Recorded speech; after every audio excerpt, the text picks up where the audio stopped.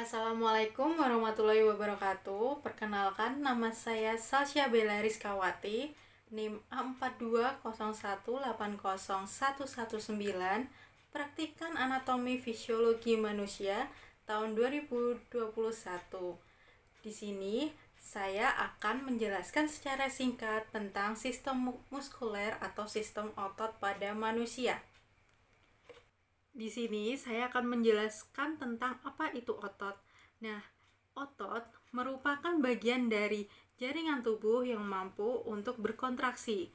Kemampuan kontraksi otot itu sendiri meliputi kemampuan kerja untuk lokomosi, sekresi dari glandula, pergerakan darah melalui sistem kardiovaskuler, dan pergerakan material di dalam saluran pencernaan. Untuk aktivitas otot sendiri itu dipengaruhi stimulus-stimulus yang berasal dari sistem syaraf.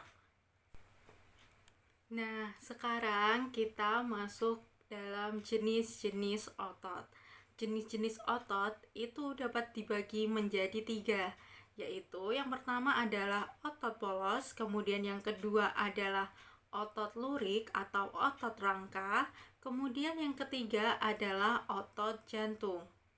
Nah, untuk otot polos sendiri itu terletak di sebagian besar organ dalam tubuh manusia, kecuali jantung. Jadi seperti dalam saluran pencernaan.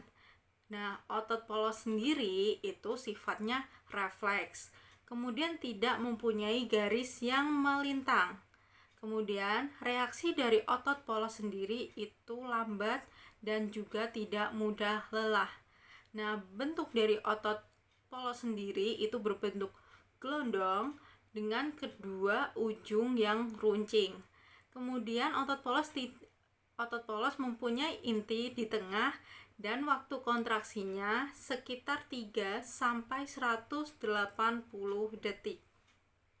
Kemudian yang selanjutnya adalah otot lurik. Nah, otot lurik ini juga dapat disebut dengan otot rangka. Kenapa? Karena otot lurik ini melekat pada tulang atau rangka tubuh manusia sehingga dapat menyebabkan gerak. Contohnya seperti pada otot paha, otot dada, dan otot betis. Untuk otot lurik sendiri mempunyai bentuk yang silindris dan panjang. Kemudian mempunyai banyak inti yang letaknya di bagian tepi. Kemudian otot lurik ini bekerja secara sadar dan mudah lelah. Dan otot lurik ini cepat dalam berkontraksi. Nah, kemudian lanjut pada otot jantung. Nah, otot jantung di sini itu berfungsi sebagai membantu dalam memompa darah, membersihkan tubuh dari hasil metabolisme atau karbon dioksida, kemudian membantu kerja organ jantung. Nah, dalam otot jantung itu mempunyai bentuk yang panjang dengan inti di tengah. Nah, otot jantung itu cara kerjanya di luar kesadaran. Jadi manusia tidak dapat mengontrol kerja dari otot jantung. Kemudian otot jantung ini bekerja terus-menerus tanpa istirahat dan bentuk bercabang dan menyatu. Jadi otot jantung ini bekerja pada jantung secara terus-menerus tanpa istirahat, dan otot jantung ini hanya terletak di jantung. Kemudian, otot mempunyai beberapa karakteristik. Nah, karakteristik dari otot sendiri antara lain. Yang pertama adalah iritabilitas. Iritabilitas sendiri mempunyai arti otot memiliki kemampuan untuk menerima dan menanggapi rangsang yang diterima. Kemudian yang kedua adalah kontraktilitas. Nah, di sini dalam arti bila otot menerima rangsang, otot memiliki kemampuan untuk memendek. Kemudian karakteristik yang ketiga adalah ekstensibilitas. Di sini mempunyai arti jika otot memiliki sifat dapat memanjang baik dalam keadaan aktif maupun pasif. Kemudian untuk karakteristik yang terakhir adalah elastisitas. Di sini bila otot dalam keadaan memendek atau memanjang, otot memiliki kemampuan untuk kembali pada panjangnya waktu istirahat atau kembali dalam bentuk normal. Kemudian kita masuk dalam sifat kerja otot, di mana sifat kerja otot sendiri itu dibagi menjadi dua. Yang pertama adalah antagonis, kemudian yang kedua adalah sinergis. Untuk yang pertama adalah antagonis. Antagonis sendiri mempunyai cara kerja yang berlawanan atau kontraksi dan relaksasi. Contoh efek geraknya sendiri itu ada, yang pertama adalah ekstensor atau meluruskan. Jadi ekstensor itu adalah meluruskan seperti ini, dimana pada saat ekstensor itu otot bicep itu berelaksasi, kemudian otot tricep itu berkontraksi. Kemudian ada lawan katanya ada flexor atau membengkokkan seperti ini.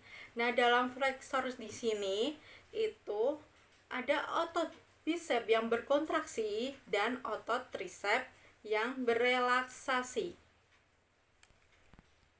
Kemudian yang kedua ada abduktor atau menjauhi badan. Jadi seperti ini, menjauhi dari sumbu badan.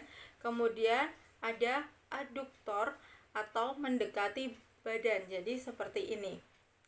Kemudian untuk yang ketiga ada depresor atau seperti gerak kepala dalam melihat ke bawah seperti ini.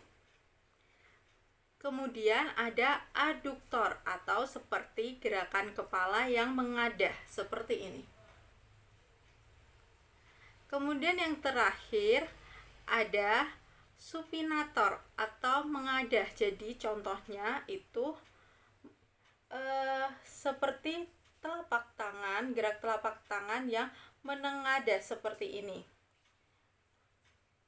Kemudian ada pronator atau menelungkup. Jadi seperti gerakan telapak tangan yang menelungkup seperti ini. Kemudian yang selanjutnya adalah sifat kerja otot sinergis, di mana sifat kerja otot sinergis di sini mempunyai kontraksi yang menimbulkan gerak searah. Di sini ada dua contoh gerak otot sinergis. Yang pertama adalah pronator teres dan pronator quadratus, di mana di sini otot menyebabkan telapak tangan untuk menengadah dan telapak tangan untuk menelungkup. Nah, kemudian contoh yang kedua adalah otot-otot antar tulang rusuk yang bekerja bersama pada saat kita menarik nafas. Jadi pada saat menarik nafas seperti ini, nah di sini otot-otot tulang rusuk akan bekerja secara bersamaan sehingga menimbulkan gerak searah atau gerak sinergis. Sekian penjelasan dari saya. Bila ada salah kata saya mohon maaf. Wassalamualaikum warahmatullahi wabarakatuh. Semoga bermanfaat. Terima kasih.